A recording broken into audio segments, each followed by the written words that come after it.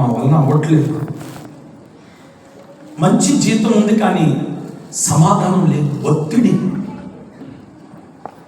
వాడు ఒక్కొక్క రోజు ఒక్కొక్క గంటకు ఫోన్ చేసి వాడు మాట్లాడే బూతులు విని తట్టుకోలేక రోగాలు వచ్చేస్తున్నాయి మాకు.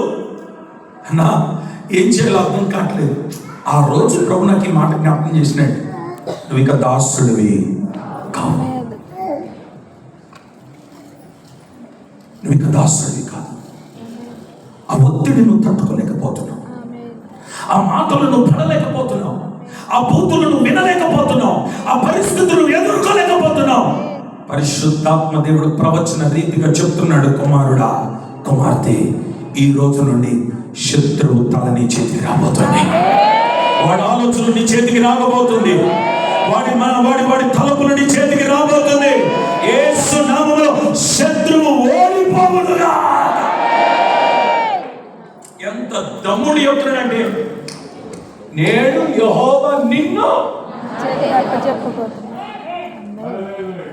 కత్తుందా చేతిలో?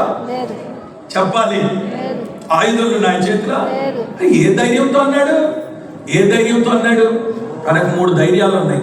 ఏంటి ఆ ధైర్యం అంటే, 1 యుద్ధం యెహోవాది, 2వది నేను చెప్పిన సాక్ష్యం చచ్చిపోలేదు, 3వది నేను సౌలు సరుకు వాడట్లేదు. నాకున్న ధైర్యం ఇదే.